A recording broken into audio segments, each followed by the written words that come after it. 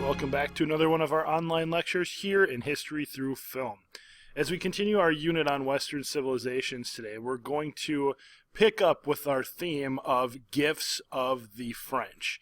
So far we've seen gifts of the Greeks. We did a walkabout assignment to see several accomplishments of the Romans. Then we took a little detour and saw the Crusades. But now we're back onto our gifts of the French, and in our next part of our unit we'll look at the gifts of the British. Again, the idea here is we want to see what these different countries or groups of people have provided Western civilization in terms of inventions or literature, architecture, things like that. So we've got one learning target we're looking to answer here today. It says, summarize the aspects of Western civilization that were provided by the French. And so we've got a lot of things we're going to look at here today. So what will we learn? We'll talk a little bit about French history, and that's important because it'll help kind of clue us into where some of these things came from. So we'll start with a group of people called the Franks. We'll then move on to the 100 Years' War. Both of those are Middle Ages related, and we do talk about them in world history in 11th grade. But then we'll move on to the Bourbons and Versailles. We'll also then look at French contributions to philosophy, French contributions to literature, French contributions to architecture, and finish with French contributions to cinema. So those are the things we're going to cover here. Again, we don't want to do a comprehensive history of the French. That would take way too long. But we need to do a little bit of talk of kind of their origin in order to help make these things kind of come alive. So when we look at the background, we have to start with the Franks. So after the fall of Rome in 476 AD, Europe became fractured into several smaller territories ruled by invading Germanic tribes. Basically, the Romans weren't strong enough to withstand new people being moved onto their lands. There was the Franks, the Visigoths, the Vandals, the Lombards, the Saxons. All these new people moved into Roman lands with new customs. They were very uncivilized, for lack of a better word, and the Roman Empire couldn't cope with it, and the last Roman emperor fled, and thus the Roman Empire fell. So now Europe is controlled by new people, and of these new people, these new tribes, essentially, the Franks become the most powerful. So the most powerful of the Germanic tribes was the Franks. Now, in my world history class, we talk about the three C's. We talk about Clovis, Charles Martel, and Charlemagne. And we're not going to go into quite as much detail here, but I will mention that powerful rulers such as Clovis, Charles Martel, and Charlemagne helped the Franks dominate Europe in the Middle Ages. Really, after the fall of Rome, they were the one empire that was able to control a larger piece of land, not anywhere near the size of the Romans, but at least a fairly large piece of land that would eventually be known as the Holy Roman Empire. Part of their success came through Christianity. Clovis, in his early days, brought Christianity to the Franks. He kind of appealed to the Christian God during battle and won, and therefore saw Christianity as a real thing, and so he had his warriors baptized, which helped kind of bind them together and their families, and that helped bring the Franks together via Christianity. And that's going to help Christianity grow in the region as well. Charlemagne's empire covered most of modern-day France, some of Germany, even a little bit into Italy. It was known as the Holy Roman Empire. Charlemagne was really a larger-than-life king. He was 6'4". He regularly visited his kingdom, got to meet the people. He spread Christianity. He spread learning through building of monasteries, which really didn't exist much in the Middle Ages. Not very many people could read and write, and that goes for kings too, and Charlemagne was the exception. And so he really ends up creating the largest empire since the Romans, even though it's not anywhere near as big or as powerful as what the Romans had at their peak. But he's still significant for that reason, and this helps kind of solidify the group of people called the Franks, which will control modern-day France. So here's what you see. Here's Charlemagne's empire. Again, here's a little bit of Germany, most of France, a little bit into Italy over here, and that's really the extent of Charlemagne's empire, aka the Holy Roman Empire. It was not Roman, it's just the name it was given. Now, the 100 Years' War has to matter too, because one of the big effects of the 100 Years' War is a sense of pride or nationalism for the French people. So, again, we're not going to necessarily go into all the ins and outs of the 100 Years' War, but we are going to talk about it very briefly. So, at the end of the Middle Ages, Britain and France were engaged in a conflict over land for over 100 years. Really, it was from 1337 to 1453. And if you see this little map here, England and France are very close to one another, and it was somewhat common for the English king to want to control French lands. Well, you can imagine the people who consider themselves French, they didn't want to be controlled by an English king, so this led to war. So it started when the English king challenged the French king's right to the throne and confiscated French land, basically saying the English took over French land. Well, moving on, ultimately, the French were successful at pushing out the English invaders. Again, I'm skipping over this whole story because we do cover it in world history. But the end result is actually what's more important. So the French win the 100 Years' War, and what that did is it made people proud to call themselves French. They had this sense of nationalism, sense of French pride that emerged for them. And so what that starts to do is really give you a cultural identity in this area that we would later see as French, which is a really big deal. The French king also gained a lot of power in the process to raise taxes and raise an army, pushing the country closer to an absolute monarchy. An absolute monarchy is exactly what it sounds like. A monarchy is a king or queen. That, by definition, that's what a monarchy is. An absolute monarchy is a king or queen who has total control or absolute power. That's a bad thing, because one of the next progressions of this story is the French Revolution, which is going to be big for all of Western civilization, not just the French. Well, to get us to the French Revolution, we have to talk a little bit about these French monarchs. And again, we cover this in world history, but if we're going to look at the accomplishments of the French people, we have to infuse a little bit of history in this. So there was a new guy that's going to take over in 1589. His name is Henry of Navarre. So when Henry of Navarre took over the throne in France in 1589, he began a new dynasty, a new ruling family in France called the Bourbon dynasty, or Bourbon family. The Bourbons made many contributions to France. Now, Henry's story is an interesting one. He starts out as a Protestant. He switches over to being Catholic, passes legislation to protect Protestants, and eventually he's killed in the process. And there's lots of other Protestants that are killed in France. So again, a story we cover in world history. But ultimately, the reason this is worth mentioning is this Bourbon family gives us one of the most amazing innovations or one of the most amazing pieces of architecture in all of world history. And it starts with the Marly machine. I'm kind of building up here. The Marly machine was this giant set of water wheels that could pump water in from the Seine River in France, which is going to provide lots of water for the 50 elegant fountains at the palace at Versailles. So the Bourbon family eventually is going to build the most amazing palace on the planet. The palace at Versailles was built by Louis XIV, a man who loved luxury, loved himself, surrounded himself with servants and big meals and all sorts of great stuff.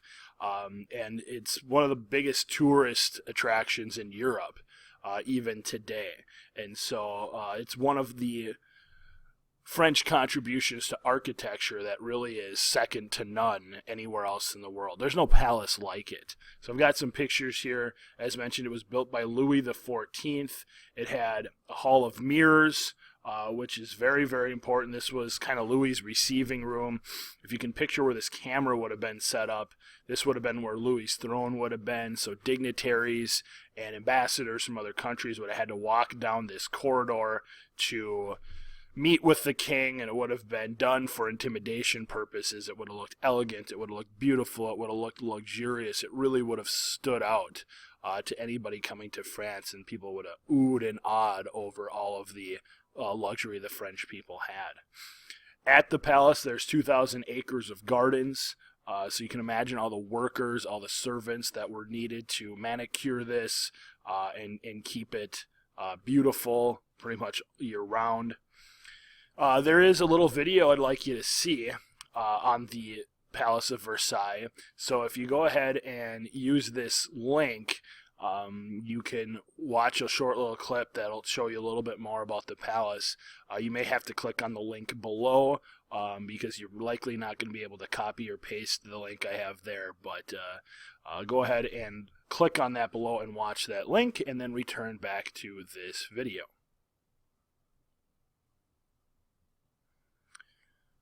Well, moving on again with the Bourbons, Louis XIV builds Versailles, but it's Louis XVI that bankrupted France by sending troops to the U.S. to help the colonists in the American Revolution. We don't win the American Revolution without the help of the French.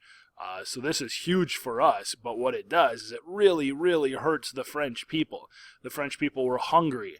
They were tired of leadership that didn't take care of them. They were poor. And when you send troops over to another country and you bankrupt your country even further, the people aren't going to be very happy about that.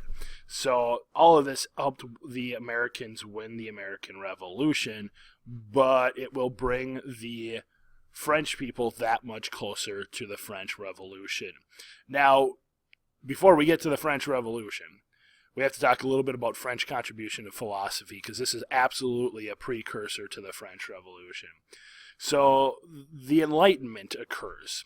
It's called the French Enlightenment, and these French Enlightenment thinkers, such as Rousseau, John Locke, Mary Wollstonecraft, and Voltaire, passionately wrote about individual freedoms, the ability to overthrow an ineffective government, and education for women. Basically what they did is they looked at all aspects of society and they said, how can we fix our country? How can we make things better? And a lot of it was through written word, trying to inspire people. It wasn't about violence or anything like that, but specifically John Locke wrote, he said, if your government doesn't protect life, liberty, and property, it's time to overthrow it. And the people took those words quite literally. I mean, like I told you, they were tired, they were poor, they were hungry. Louis XVI had bankrupted their country, and now you have writers in the country that are saying, hey, we can do something about this. We can stand up and fight back. And so people were absolutely inspired, not only by their lot in life, but also by the Enlightenment itself. Again, this is an idea we talk about in world history. So if you're a junior or a senior, you've heard this. Or a junior, I suppose you will hear it very shortly. Freshmen and sophomores, you're going to hear this when you get to world history.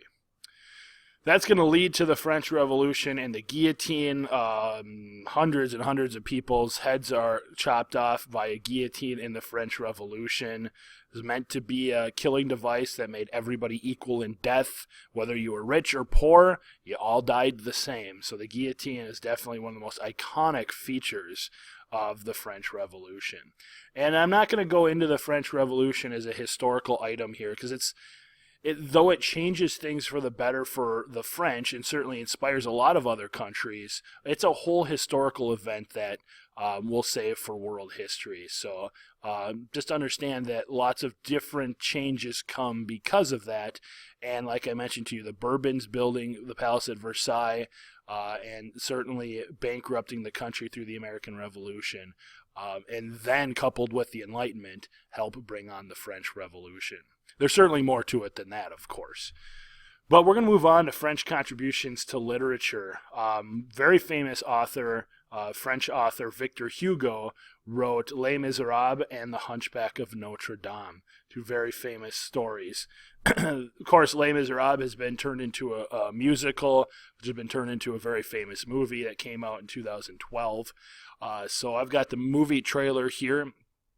I want you to take a look at this, kind of get an idea. The Les Miserables takes place kind of in post-Revolution France, so it looks like the French Revolution, but it's not truly the French Revolution. But go ahead and watch the trailer here. You're going to have to click on the link posted below. Another French author, some more French contributions to literature. French author Alexandre Dumas wrote very famous books: The Three Musketeers, The Count of Monte Cristo, and The Man in the Iron Mask. All three of those have been turned into movies. Some of those have been multiple movies. Very, very famous author. Take a look at one of his stories, a very, very famous story of revenge, The Count of Monte Cristo. This was turned into a movie in 2002, I want to say, somewhere around that time. So go ahead and check out the movie trailer to get an idea of what that book and that movie was about. Click on the link here below. When we talk about French contributions to architecture, naturally, we're going to talk about the Statue of Liberty. Statue of Liberty was given to the U.S. as a gift from the people of France in October 1886. Basically, it was given in recognition of the friendship established during the American Revolution. Certainly, we'll pay them back when we help out the French in World War I and in World War II, a short, 20, 30 years after the Statue of Liberty is provided to us. It was designed, and literally, pardon my French here, by Frederic Auguste Bartholdi. If I say that wrong, I apologize, Frederic. Of course, we can't talk about French architecture without talking about the Eiffel Tower. The Eiffel Tower really was the tallest building in the world at one point, and it was built by Gustave Eiffel in 1889 as the entrance arch to the 1889 World's Fair. It's 1,063 feet tall and was the tallest man-made structure in the world for 41 years. And the people of Paris hated it. I mean, it's such an iconic building today. So many people want to see the Eiffel Tower, and they want to climb up it and eat in the restaurant at the top, but realistically, at the beginning, they hated it. They thought it was an eyesore on Paris. But it has changed, and people's opinion has changed quite a bit since then. The last thing we need to talk about is the French being the, originators of cinema. So France is the birthplace of cinema, thanks to these guys, Auguste Marie Louis Nicolas and Louis Jean Lumière. Are credited to be the first filmmakers in history. They patented the first motion picture camera / projector called the cinematograph. Sorry, pronounced that wrong. And so, oftentimes we think Americans, we invented film. Well, we certainly invented Hollywood and a lot of famous movies, but the idea of actually capturing images on film, moving pictures, came from the French. So, gang, we've talked about a lot of really good stuff today. We looked at a little bit of French history, but we talked about some French contributions to philosophy with the Enlightenment, French contributions to architecture with the Eiffel Tower and the Statue of Liberty, French contributions to literature with Alexandre Dumas and Victor Hugo, and we finish here with looking at the birthplace of cinema. So our learning target has been met. Summarize the aspects of Western civilization that were provided by the French. That's going to do it for us here today. We have one more thing we need to look at in this unit, and that is the gifts of the British. So we'll catch that next time, and we'll see you then.